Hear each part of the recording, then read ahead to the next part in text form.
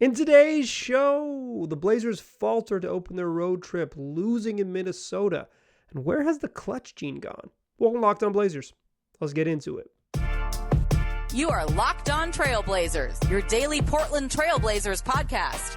Part of the Locked On Podcast Network, your team every day.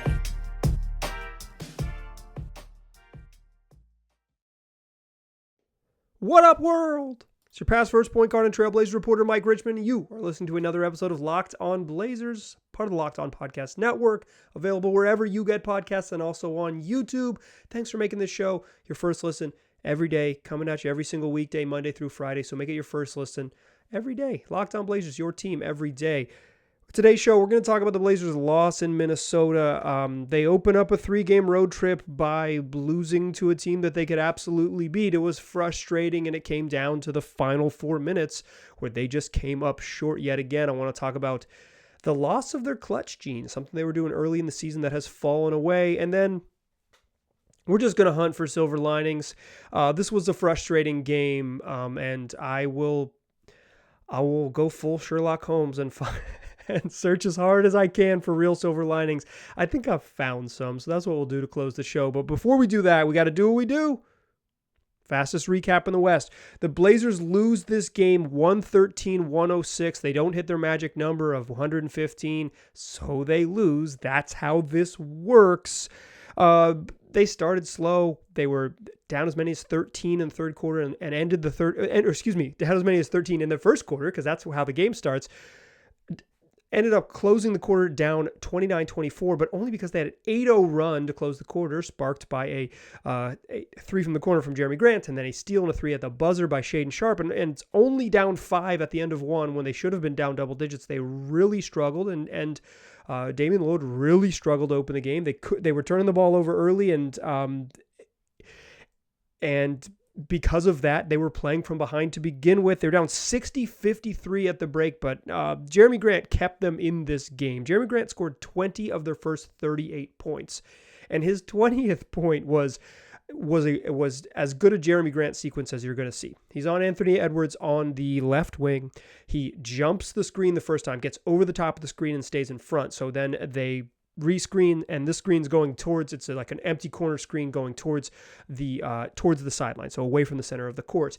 And they're playing drop coverage, so that Drew Eubanks is dropped way below the screen. Jeremy Grant, if you're playing drop, you lock and trail, so you follow the guy around the screen and you lock onto him and trail from behind, and you want to get what CJ McCollum always used to say, a rear view contest, but you want to make sure you're like right on the dude's hip and until you can get back in front. But Grant does one better than that. He sees that as Gobert, who set the screen, is rolling to the rim, Anthony Edwards is just going to throw him a lob, and Jeremy Grant chases the ball down and slaps the lob away. So not only does he defend the ball, he defends the pass and then breaks up the lob, all a one-man fast break pick and roll wrecking crew.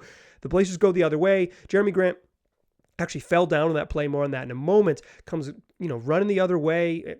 As the ball swings to him at the top of the key, he hits a three-pointer, and he's got 20 in the first half, 20 of the Blazers' first 38. The only reason they're in shouting distance in the first half, their offense stunk for the first 18 minutes of this game. They couldn't get going. The dude who didn't stink was Jeremy Grant. He got hot. Here's the problem.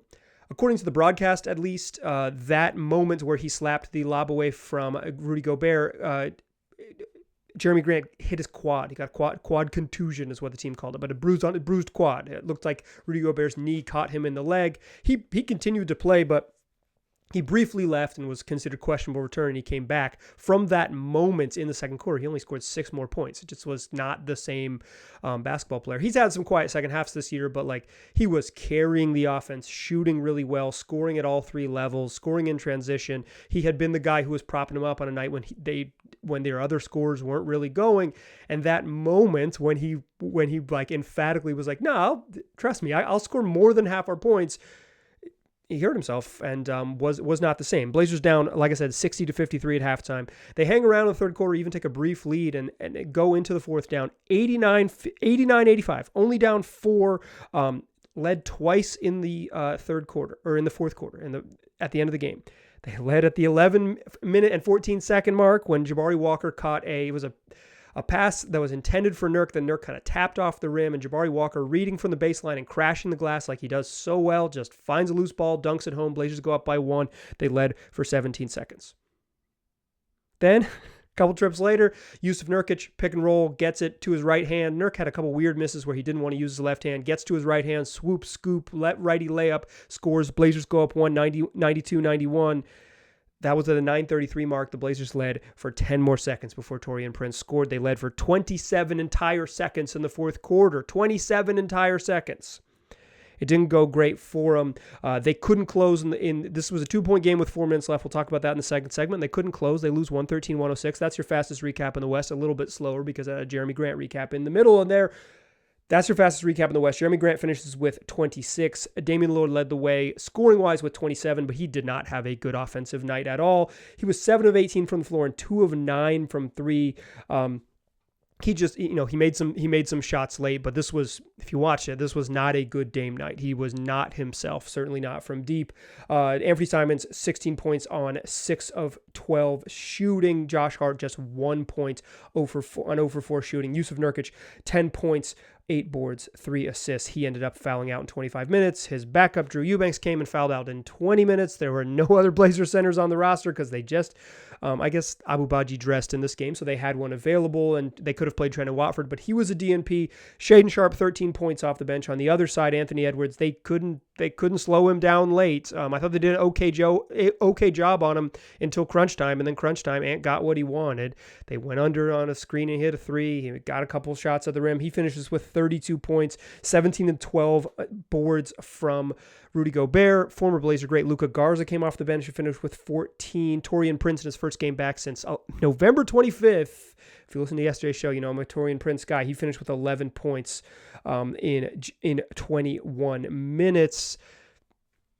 Just a bummer game. The Blazers didn't lose this game in the familiar way that they have lost games recently, where they just where they can't stop a good team, or they've now lost 2 of these games close against playoff hopefuls, the Golden State and Minnesota teams that are out of the playoff race, but we probably figured would have been like playoff caliber teams, we should say.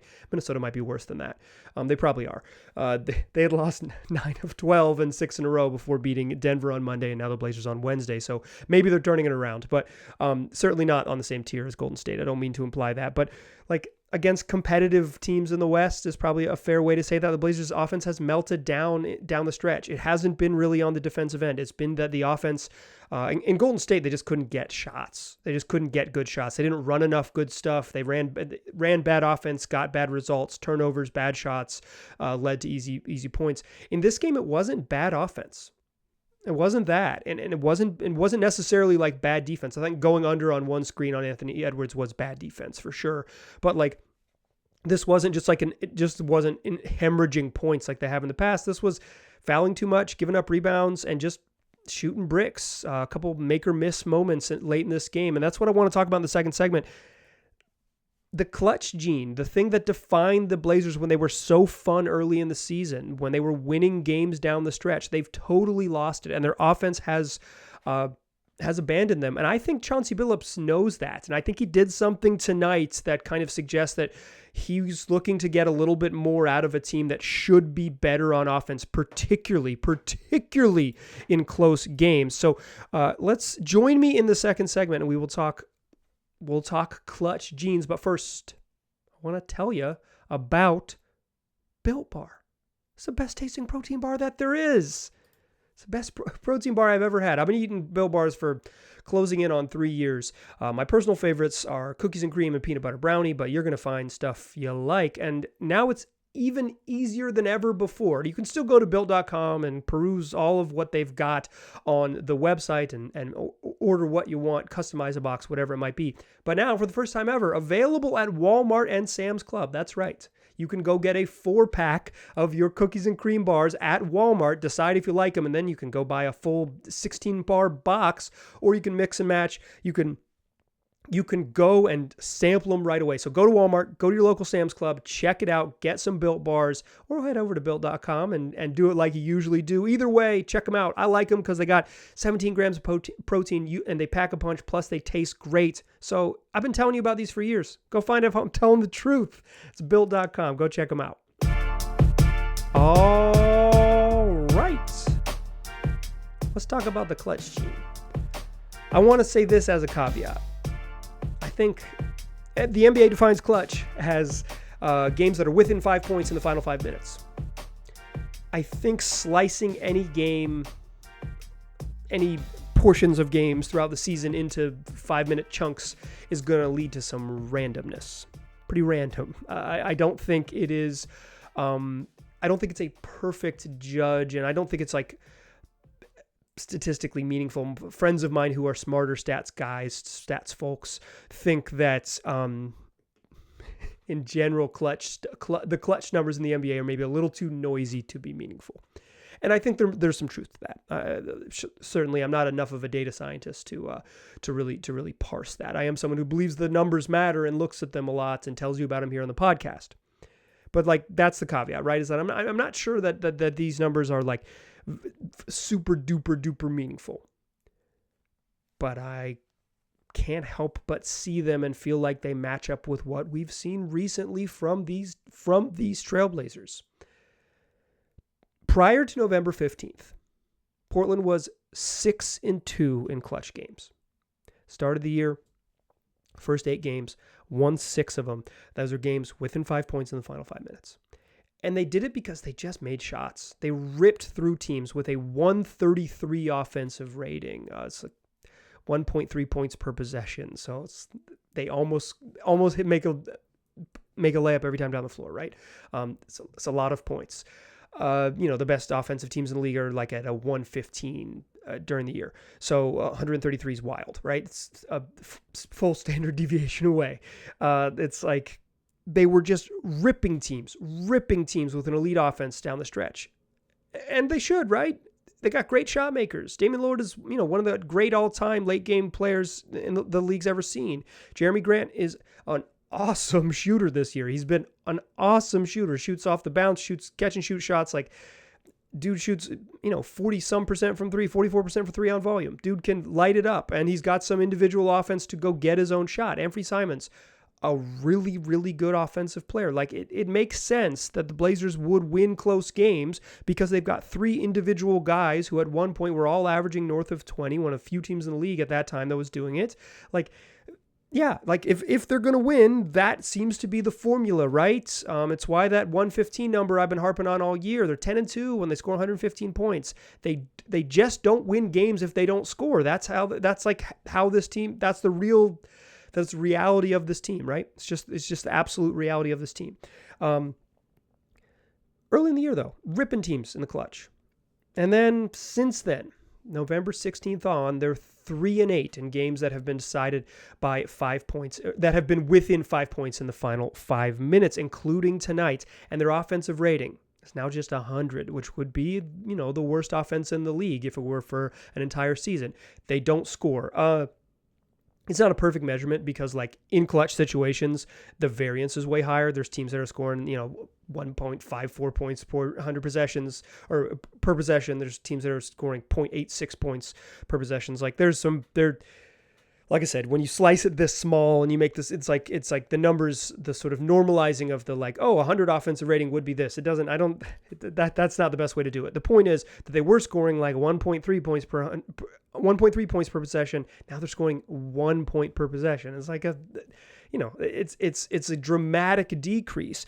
Their defense was kind of fine in clutch minutes, and now it's kind of bad in clutch minutes. But again, the difference in what they were to start the year and what they are now is that the offense stinks when it's on the line. The offense has stunk when the game's on the line. And that's puzzling to me. Against Golden State last Friday, they just got locked up. They kept running the same, some of it is Damian Lillard's personal preference. He wants the ball where he wants the ball. He wants to do things he wants to get the ball at the top of the key. He doesn't want to get a screen. He wants to go one-on-one against someone because he thinks he can beat him, and often he can, right? And sometimes as a coach, you just got to run what the comfort is. And they looked awful. They got locked up. Dante DiVincenzo, Jonathan Kuminga, some help defense from Draymond Green and quick runouts the other way. And the Blazers lost that game because their offense absolutely sputtered with turnovers and bad shots. So Chauncey Billups knew that. He saw that game on Friday. Then on Monday night, the Detroit Pistons with Dwayne Casey, they did something. What's called choosing opposite. When you're an NBA team on the road, you get to pick where your bench is, which side of the court it is. And most teams, like the majority of teams, I couldn't tell you a percentage, but most teams road teams, because you get to choose where you sit, choose to have the defense be in front of the bench at the end of games. It's very typical, so you can have Roy Rogers stand up and call out defensive signals at end of games. But Blazers totally sputter down the stretch against the Warriors in Golden State. Then Detroit switches it up on them, and Chauncey sees like, oh, you can choose opposite. And Chauncey Billups, for the first time all season against the Minnesota Timberwolves, chooses to have his offense play in front of him in the second half. He hadn't done it all year. How do I know that? I went back and watched every road game. I'm lucky enough to have a League Pass subscription. I went back and watched every road game to confirm. He hadn't done it all year long. For the first time all season, he says, I want my offense in front of me in crunch time. And with 3 minutes and 48 seconds left, after Chauncey Billups challenges a foul call on Josh Hart, wins the challenge, it's a jump ball. Blazers get a jump ball, and Damian Lillard is fouled chasing down the jump. He hits 2 free throws. It's a 2-point game. With 3 minutes and 48 seconds left. The Blazers get the ball back, get a stop, get the ball back. It's like, okay, things kind of have broken their way. They haven't played very well, but it's like you have the ball, under 3.5 minutes left, down 2, and they run a really nice play. Like Chauncey takes his use it or lose it timeout, and they come out of the timeout and run a really nice play. Ant brings it across the court. They run a screen along the baseline to get Damian Lillard an open corner 3 in the corner. It's one of the best shooters in the history of the sport. The best shooter to ever wear a Blazer jersey. Open 3, catch and shoot in the corner, and he misses it. That's not bad offense. That's not even bad process. That's a coach dialing something up and it not working. Blazers go the other way. Jeremy Grant goes under a screen. Ant Edwards drills the top of the key 3. It's a 5-point game. Blazers come down, work the ball around. Josh Hart gets a good look at a jump shot and airballs it, just sends it long. Like it hit the rim, but I don't think it was airball. Rather, that was another shot. Clanger. A good look, and he clangs it. What can you do? You generate 2 good looks in the clutch, moving the ball around, doing the things you didn't do in the previous game that came down the wire after a blowout. They go the other way. Rudy Gobert gets an offensive rebound, gets fouled, hits 2 free throws. Now you're down 7. It was a 2-point game a couple possessions ago. Then the Blazers, Damian Lillard kind of drives, draws attention, kicks it out to Josh Hart. He passes up top of the key 3 because he's just missed one, and he already passes up shots. He's also at this point 0 for 4. He just hasn't had an offensive night. Has not been a good Josh Hart night. He swings it to Shaedon Sharpe, who's playing crunch time minutes because Drew Eubanks is fouled out, and Sharpe's played pretty well. Shaedon Sharpe not ready to shoot it, a thing that has first noticed by John Hollinger of The Athletic, but if you watch him, you can't help but notice it. Should have been shot ready, wasn't. Instead, drives into the teeth of defense. Charge. Timberwolves come down, and Ant Edwards gets a layup. You're down 9, 1 minute and 53 seconds from a 2-point game to down 9 when you had 2 clean looks at threes that you missed and 2 opportunities with Hart and Sharpe to take another clean, wide open, off a pass 3. I know the Blazers can get a little 3-point happy at the end of games. Like, for sure, I've seen it. But those are good looks. If you're generating quality threes, it's good to take them. The reason that the league has gone 3 happy is because threes are worth more points. They're worth 3 points as opposed to 2-pointers, which are worth 2 points. Free throws are worth 1. That's just a little math for you. I know we've been doing a lot of math in this one, but quality 3-point shots are good down the stretch, and the Blazers generated quality looks with the offense in front of their coach. Dame misses 1, Hart misses 1, and Hart and Sharpe decide not to shoot a third. Each of them decide not to shoot the third. It's just that's the end of the passing up threes at the end is no good, but like it's a make or miss league. The Blazers miss shots. But that's kind of also the way it works. Like if you shoot bricks, and the Blazers shot bricks in the fourth quarter, 7 of 24 from the floor, 2 of 10 from 3, you're going to lose. And the Blazers are so dependent on their offense to carry them that it's not like they're going to have one of these nights where they win ugly 99-92. Now they will. They're going to have one of these because I said it. But like they're just not that type of team. They win because they score. And early in the season, they won close because they scored when it was late in the game and the game was on the line. The offense sputtered in Golden State for a different reason. It sputtered tonight because they just shot bricks off of mostly quality offensive possessions. This team is built to win on offense. If the offense isn't good when it matters, they're not going to win. Sometimes it's just as simple as that. All right. Enough bummers. I think the Blazers shorthanded. Gary Payton, I meant to mention this up front. It's in my notes, but I missed it. I apologize. Gary Payton didn't play in this game. He twisted his ankle, as I mentioned in the previous podcast, and was ruled out prior to tip-off with a right ankle sprain. So he didn't play. So it was another short bench, and it was an opportunity for young players. And the Blazers are shorthanded right now. But if there is a silver lining, it's the opportunity for youngsters who I think we've seen improve at least a little bit. Let's talk about where we've seen that improvement in the third segment. But first, I want to tell you that this episode is brought to you by LinkedIn Jobs. Look, if you are a hiring manager or a small business owner, you know that success in 2023 all depends on the team members you surround yourself with. That's why you got to check out LinkedIn Jobs. With LinkedIn Jobs, you can hire qualified candidates more efficiently by matching open roles with people who have skills, values, and experiences to help you achieve your goals. LinkedIn Jobs helps you quickly attract qualified candidates to your open jobs with targeting tools. They go beyond resume data by using insights from your job post, company, and their 875 million member profiles to put your post in front of the most qualified candidates. They can identify the most qualified candidates on LinkedIn Jobs and then connect with them fast and free. They make it easy to screen applicants once they've found them for you. So LinkedIn Jobs is going to help you find those qualified candidates you want to talk to faster. Post your job for free at linkedin.com/lockedonnba. That's linkedin.com/lockedonnba to post your job for free. Terms and conditions apply. Still a pass first point guard. I'm still Mike Richmond. You are still listening to Locked On Blazers, and we are on the hunt for some positive vibes to close the show. I think two things, actually. I think the Blazers winning 10 of 14, starting 10-4, was bad for the fan base. I mean that earnestly. I'm laughing because it's like a stupid thing to say, but I mean it earnestly because expectations are weird, and like once your expectations get raised, them getting back down to maybe where they were feels terrible. It feels like that your favorite team has failed you, your favorite players have failed you, and that Joe Cronin's a big dumb dummy, and that he never knew what he was doing anyways, and fire Chauncey Billups and trade Damian, start over anyways. Like it can feel like that. If they just won 10 of 14 at any other random stretch of the year and they'd always been kind of a 500 team, I don't think this would feel as kind of frustrating as it does. Like if you kind of squint and close your eyes and think back, take yourself back to October. If you had said the Blazers are 19-18 through their first 37 games, you'd probably been like, yeah, that sounds about right. Like everyone in the world thinks they're going to win between 38 and 45 games. So they'll be about winning about half of them, right? Like that's the right number, about half, or splitting them.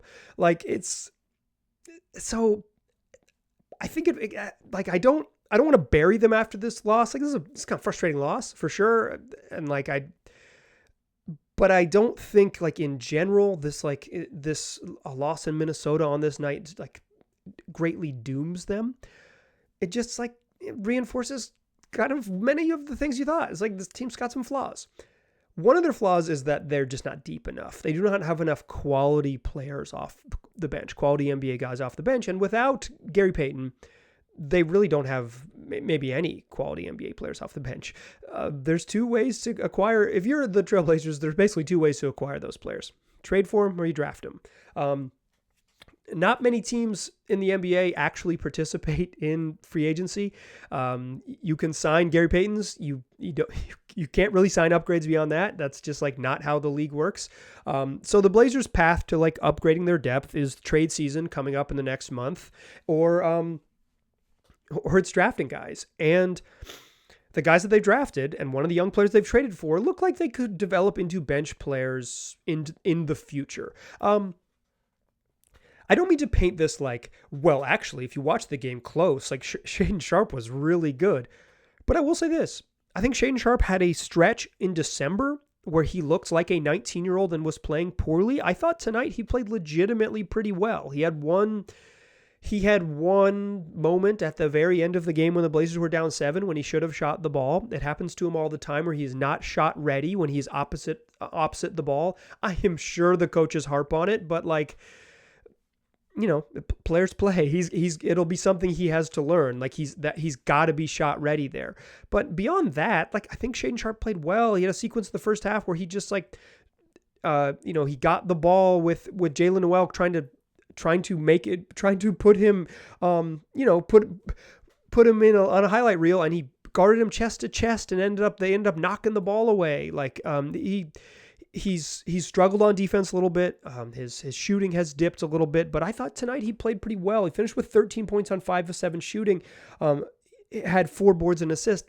But I just beyond the box score, I think he looked like a better player. And when they needed someone to play at the end of the game, a shorthanded team, they like, okay, who are we going to put on here because we need a little more offense? It was Shaedon Sharpe, and it was the right choice after Drew Eubanks fouled out. It's like, we're going to go small. We need more scoring. Shaedon, like you're the guy. And it was the right choice. If there is a silver lining during this Blazers shorthanded time when when Gary Payton, like took him forever to get back, plays one game, twists his ankle and then misses a night, still no Nazir Little, still no Justice Winslow, who are out for various reasons, probably until at least a couple weeks into January. The youngsters are going to play. Jabari Walker has passed up Trendon Watford in the rotation. I thought Walker wasn't very good tonight, but he still showed what he can do. Like, Walker wasn't very sharp tonight. The Blazers turned the ball over a cajillion times in the first half. And I thought Walker was part of some of those struggles, just he wasn't very sharp. But he still grabs boards. He still works the glass. You can see him working the baseline and fighting for that. When a shot goes up or somebody drives, he will crash from the baseline and try to get inside position. He has a real knack for where the ball is going to be. He's got strong hands. He can play and he can at least rebound at an NBA level. If you can do one thing, try to get in there and do your one thing. He struggled with some of the other stuff. Keon Johnson's box score doesn't look very good, but I thought Keon was mostly okay in his minutes. He's kind of in a weird spot with this team because he's like he's kind of like a point guard, like he's point guardy, and they don't need that. They don't need another point guardy type player. That's not what this team needs. They play Damian Lillard and Anthony Simons all 48 minutes. One of those two dudes, point guardy person is not the position that they're missing. So Keon doesn't have maybe the real impact he has, and some of his decision making, shot making inside the arc is still a little dicey, but I like what Keon brings as a hustle guy. I like what Keon brings as a transition player. He has potential. When you play a bunch of young guys, your bench is going to struggle.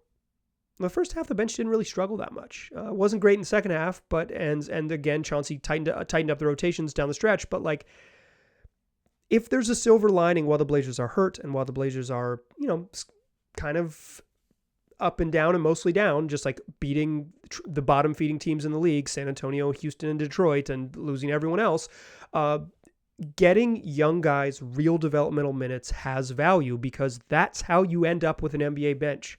You develop youngsters into your NBA bench. I'm not sure these guys are, any of the three are going to be like positive bench contributors by March. But I know that to get them to where they need to be by the start of next season, as they enter their second and third seasons, getting them NBA seasoning when the games are competitive, when you are trying to make a playoff race, is valuable. Watching Gary Payton just get all in Shaedon Sharpe's ear and really coach him up when he was on the court, there's real value there. Keon Johnson playing minutes where they matter and not just mop up minutes at the end of blowouts or at the end of a tanking season. That matters because all of, some of his struggles is just decision making at full speed. Having to do that reps against good players, it gets you better at it. Keon's made huge strides from last year, and I think he can continue to improve. And Jabari Walker getting a real chance to try to translate his skills into, what the one thing he does well into more things he can do well has value. The way you develop an NBA bench is put him in there and see what happens. It'd be better if you could play them alongside more quality players. And I think if you get Gary Payton back, having him prop up that bench unit with another decision maker, another defender, and all those things can help. But in the meantime, like if it is the Blazers with, Shaedon Sharpe, Jabari Walker, Keon Johnson, Drew Eubanks as their four guys off the bench, particularly those three youngsters outside of Eubanks, these are real valuable minutes to help the Blazers down the line.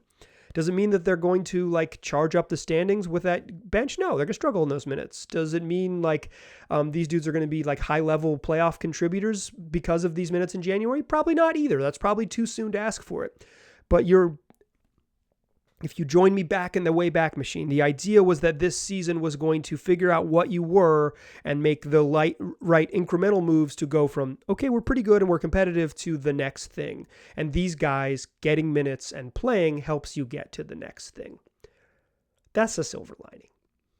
Do you believe me? I hope you do. I hope you, in the past, the slogan of this podcast, the sort of thesis of this podcast is hold on to your joy. And that's not a hold on to your joy moment. You know what this is?